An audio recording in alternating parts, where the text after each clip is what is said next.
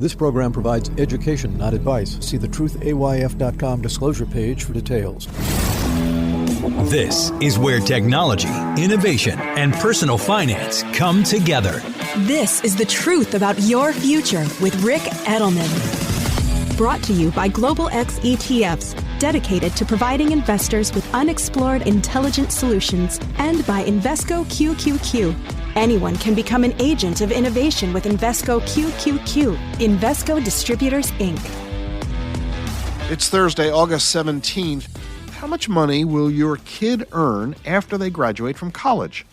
College students say that they expect to earn, on average, $85,000 in their first job.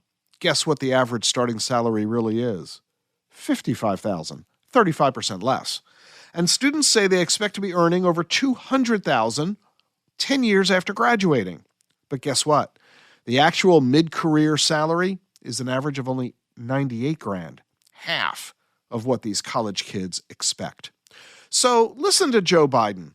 He's emphasizing that well-paid jobs do not require a college degree. He's provided hundreds of millions of dollars in federal grants for apprenticeship programs. Joe Biden is the first president since World War II to say that you don't need to go to college.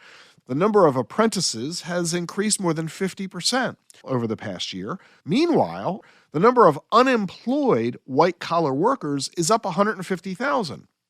People in professional services, management, computer occupations, engineering, and scientists. We can blame AI and robotics.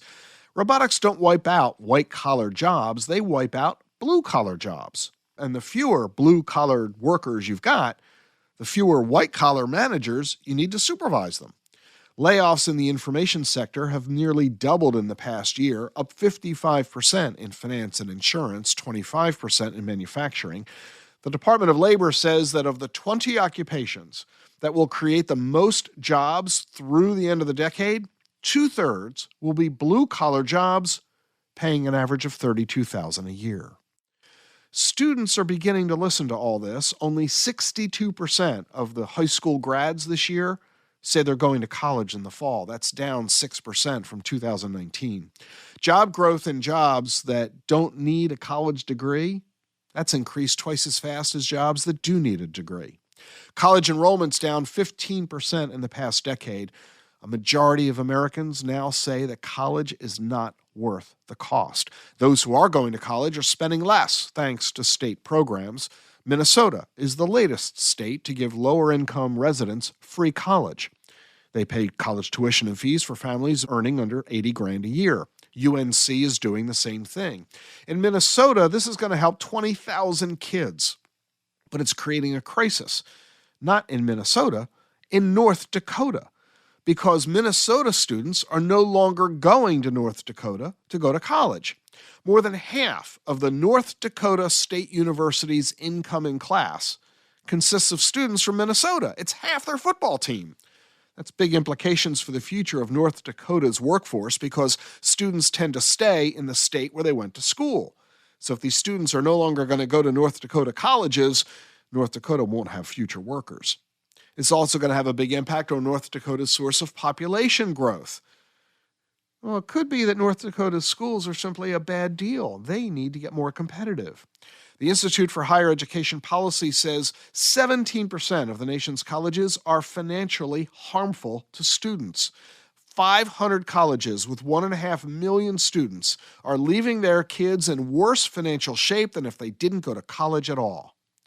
Big employers like Google and IBM say that getting a degree is no longer necessary for some of their job openings. 43 million borrowers owe $1.6 trillion to student debt. Those payments resume in October. Those payments have been paused for more than 3 years for about 20 million of those people. The restart of payments is going to be $16 billion a month, $400 for the average borrower, 9% of their pay.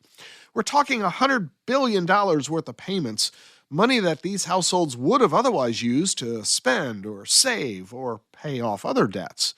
Everybody's wondering if we're going to have a recession or not. This situation cannot possibly help.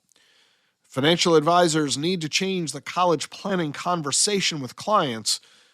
If you're one of those clients, make sure you have that conversation with your children as well as your advisor. You know, every week my wife Jean produces her own podcast. It's available at selfcarewithjean.com. Her podcast premieres every Thursday.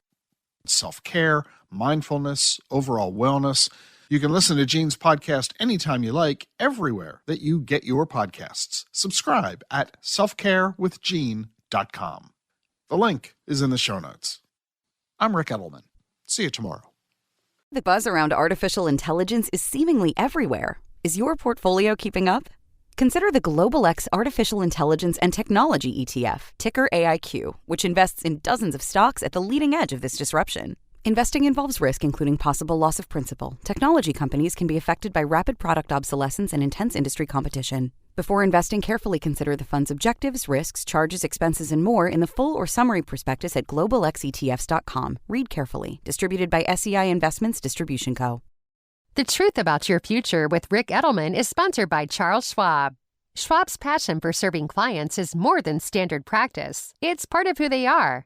With transparent pricing, 24/7 live support, and a satisfaction guarantee, the people at Schwab go the extra mile to help you on your investing journey. They're not just financial people, they're people too. Learn more at schwab.com/whyschwab. That's schwab.com/whyschwab. The information you need to plan for the tomorrow you want. This is The Truth About Your Future with Rick Edelman.